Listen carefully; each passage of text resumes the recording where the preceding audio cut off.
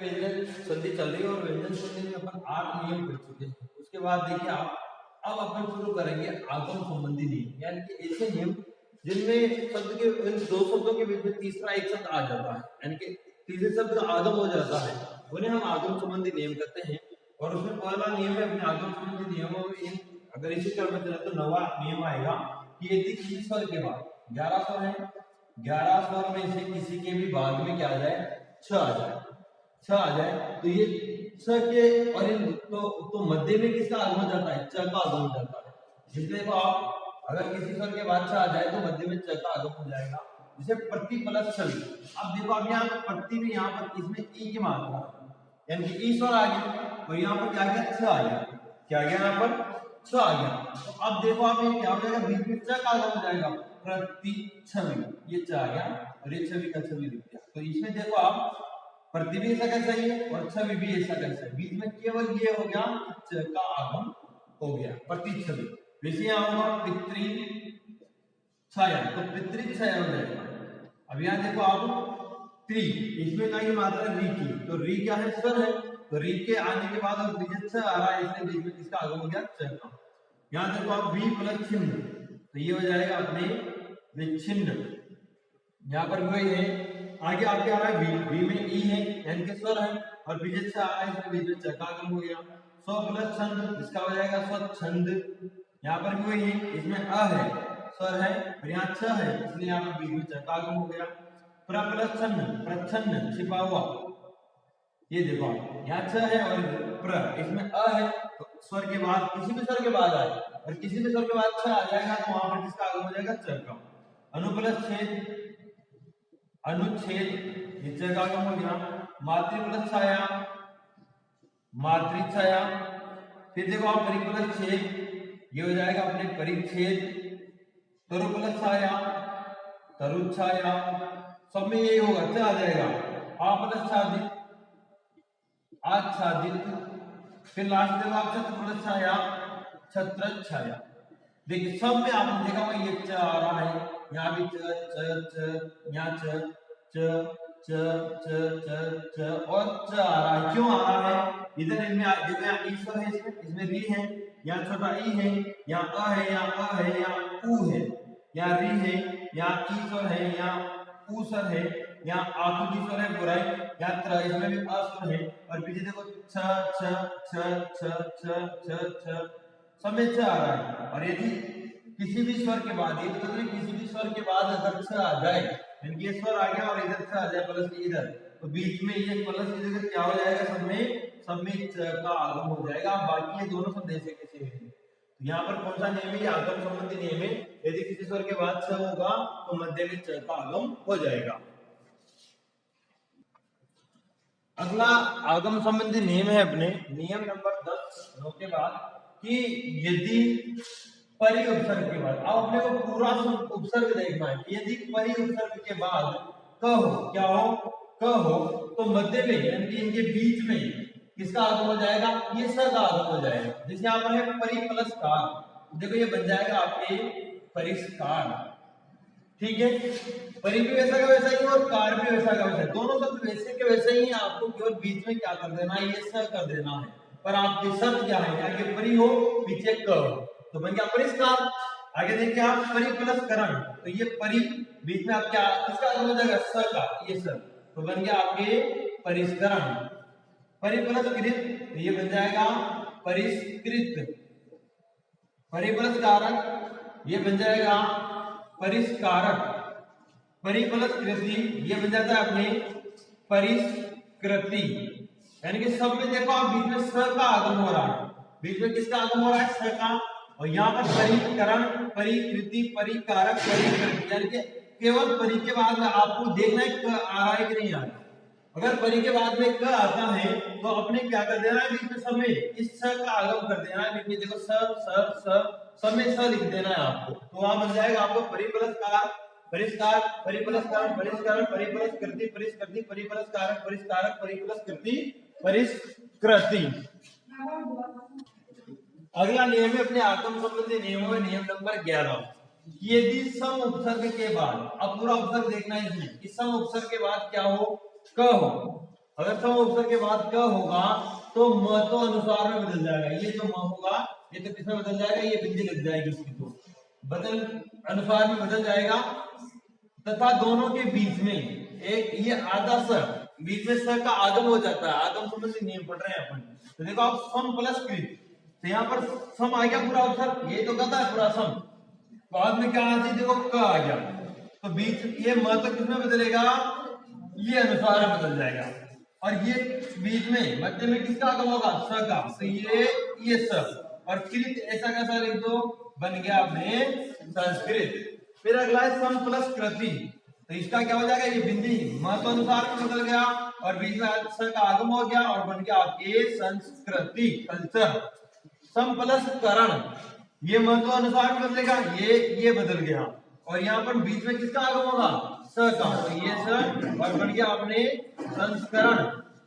सम plus car, तो यहाँ देखो आप स महत्व अनुसार में बदल जाएगा और स का आगम हो जाएगा, बन जाएगा अपने संस्कार। सम प्लस कारक, ये महत्व अनुसार में बदल जाता है और बीच में स का आगम हो जाता है। कारण क्या है, पीछे का आ रहा है, आगे पूरा सम उपसर्ग है, ये बन जाएगा अपने संस्कारक।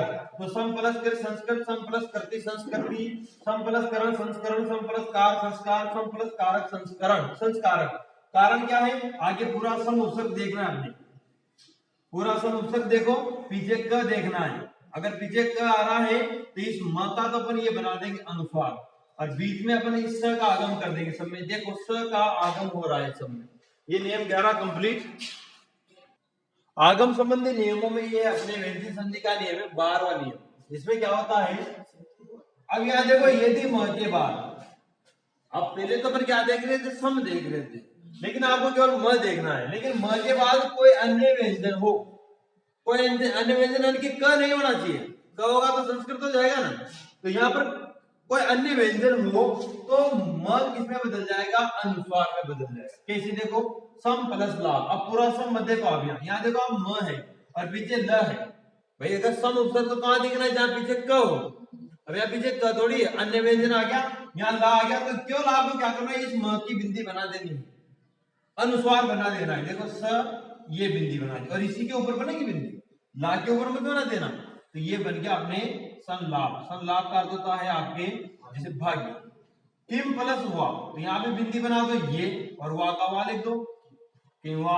मृत्यु प्लस है, ये देखो मृत्युन, यहाँ आएगा ये म इसके ऊपर चढ़ेगा और मृत्युंजय। सम प्लस दी, ये बन गया अपने संधि। तीर्थम प्लस कर, ये बिंदी यही है, मात्रा चुमचर इसी के भीतर लगती है ये बिंदी, तीर्थम कर। किम प्लस कर, ये बन जाएगा किंकर। किम प्लस तू, ये बन जाएगा अपने किंतु। परम प्लस तू, परंतु, सब में बिंदी लग जाएगी। धर्म प्लस जे, ये बिंदी लग गई और ये बन गया धनंजय। सम प्लस विधान, ये अपना है भारत का संविधान, ये संविधान। स्वयं प्लस वर, ये यहां लग गई और ये बन गया स्वयंवर। सम प्लस न्यासी, सन्यासी, और सन्यासी का भाई दूसरा रूप भी सही है। अगर मान लो ये डबल न होके ये आ जाता है सन्यासी तो ये भी सही है, ठीक है। प्रियम प्लस वदा का हो जाएगा अपने, ये बिंदी लग गई मां की तो, और वदा का वदा आ गया, ये बन गया प्रियम वदा। आ गया होगा समझ में।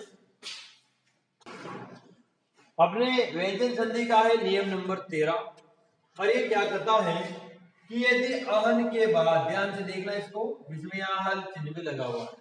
यदि अहन के बाद र हो, क्या हो, र पूरा हो चाहे आधा हो, है ना। यदि अहन के बाद र हो तथा तो अहन किसमें बदल जाएगा, अहो में बदल जाएगा।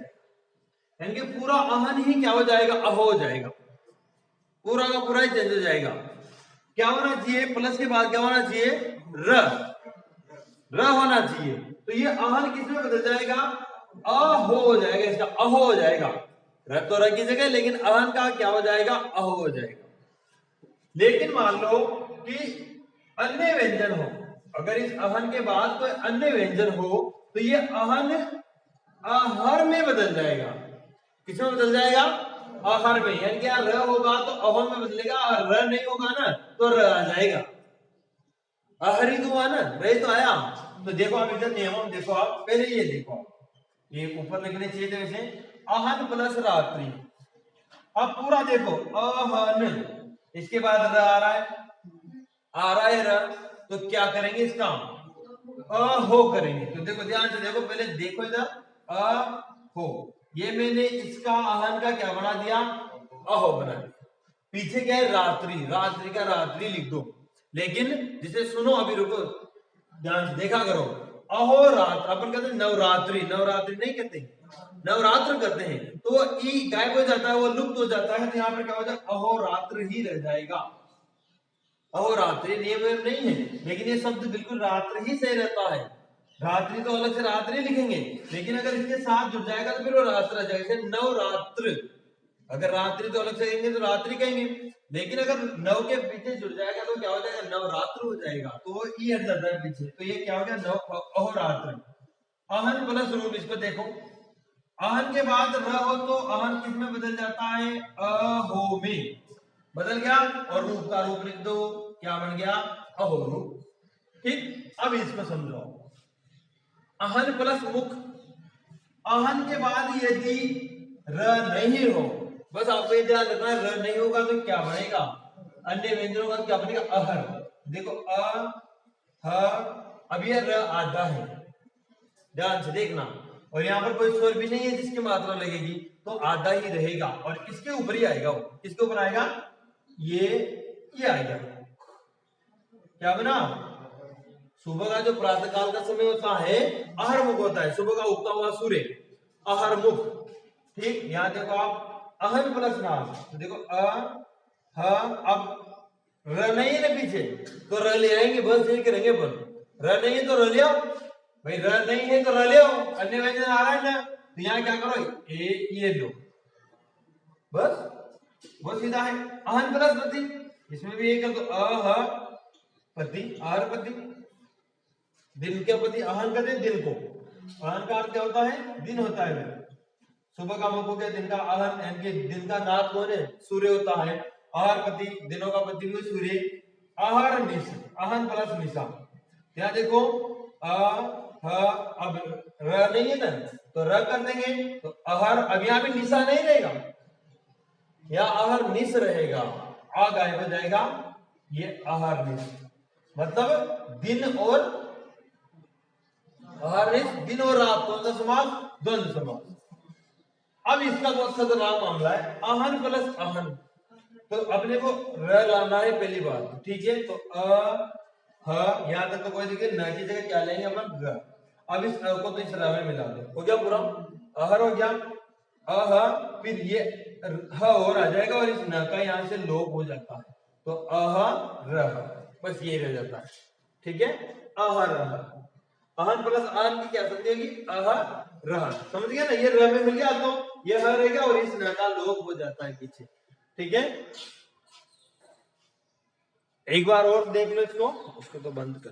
अच्छा देखो, ये नियम नंबर 14 है व्यंजन संधि का, कि यदि री, स, ये और र, आपको तो केवल ये देखने हैं भाई ये शब्द है या नहीं, वहां शब्द में री, स, ये, र, इनके आसपास कहीं भी आपको न दिखाई दे जाए, उसे गोली मार दो, तो उसको शूट करने का ऑर्डर है आपको ना, क्या कर दो, उसको गोली मार दो, इनके आसपास न दिख जाए तो न का क्या बना दो, अड़ा बना दो, अड़ा बना दो केवल, बाकी ध्यान मत लगाओ, क्या बना दो उसका, ये नियम है, अड़ा बन जाता है उसका। जैसे देखो आप राम प्लस अयन, अब यहाँ पर हमें किसके आसपास दिखा, इसके, यहाँ रह है, यहाँ पर न है, कहीं भी हो बीच में, ऐसे मत देखो यही हो, अब यहाँ का मामला खत्म है, कहीं भी हो भाई, इसमें संधि तो कौन सी, दीर्घ संधि भी है, राम प्लस अयन, यहाँ अ है और यहाँ अ है, दोनों मिलकर क्या हो जाएगा, आ हो जाएगा, रामायण हो जाएगा, रामायण हो जाएगा। लेकिन इसमें व्यंजन संधि भी है, क्यों, क्योंकि रामा, ये यही खत्म होगी दीर्घ तो, और पीछे ये और न का यहाँ रह दिख गया ना आपको आसपास, तो इसका न का आना बना दो केवल आपको, रामायण, दोनों ऑप्शन आ जाए कि रामायण में कौन सी संधि है, ए दीर्घ संधि, बी व्यंजन संधि, क्या लगाओगे, दीर्घ, दीर्घ लगानी है। दीर्घ नहीं हो लगा दो व्यंजन संधि। ठीक है, तो पहले तो दीर्घ लगानी, पहले तो यहाँ का नियम लगाना है। यहाँ कोई नियम है और वो संधि बैठे तो वो आंसर लगाना है, अगर वो नहीं है तो फिर आना वाला व्यंजन में है इसे।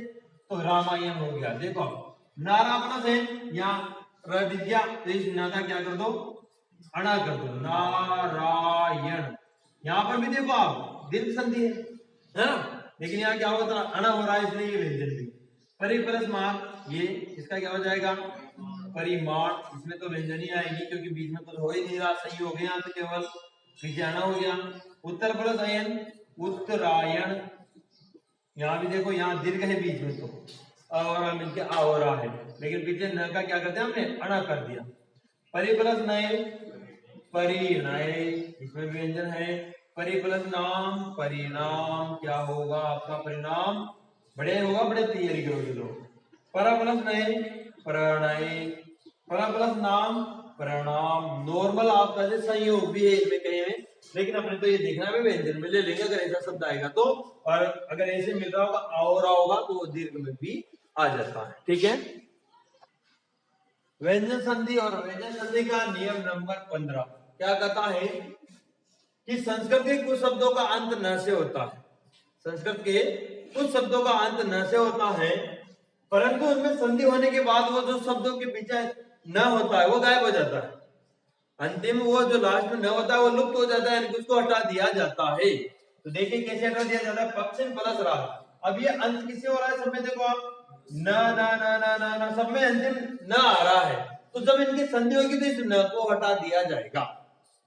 इस न को क्या किया जाएगा, हटा दिया जाएगा, और शब्द को वैसा का वैसा ही लिख दो आप, सारे शब्दों को वैसा का वैसा ही लिख दो, केवल बीच में से न को हटा दो। नियम क्या कहता है, ये कहता है कि संस्कृत के कुछ शब्दों का अंत न से होता है, ये इस न से होता है कुछ शब्दों का अंत। तो क्या करेंगे, संधि होने पर इन शब्दों का अंतिम न हटा देंगे। ठीक है, जैसे यहाँ देखो पक्षी प्लस राज है, तो ये बनाया हमने पक्षी राज। क्या किया, पक्षी भी ऐसा ही है, राज भी ऐसा ही है, केवल इस न को हमने हटा दिया। तो ये पक्षी राज कहते हैं अपन किसको, गरुड़ को। किसको कहते हैं, पक्षियों का राजा गरुड़। अगला देखिए आप, योगी प्लस राज क्या हो जाएगा, योगी राज। नॉर्मल है, सब में से न हटा देंगे। ये राजन प्लस ग्रह, राजगृह हो जाएगा। सन्यासी प्लस वृंद, तो सन्यासी वृंद हो जाएगा, सन्यासी वृंद, सन्यासियों का समूह। राजा का ग्रह, योगियों में राजा। पक्षी प्लस गण, पक्षी गण हो जाएगा, पक्षियों का समूह कर सकते हैं। युवन प्लस राज, युवराज हो जाएगा। प्राणी प्लस जगत, प्राणी जगत हो जाएगा, प्राणी जगत हो जाएगा। मंत्री प्लस मंडल, मंत्री मंडल हो जाएगा। और लास्ट है आपके युवन प्लस वाणी, युवाणी। ये लोग नहीं, इस प्रकार अपने व्यंजन संधि कंप्लीट हुई। सारे अपने 15 नियम है, 15 नियमों को बड़े याद कर लेना, जो उदाहरण है उनको समझ लेना। कोई दिक्कत आए उसके बाद आप पूछ सकते हो। ठीक है।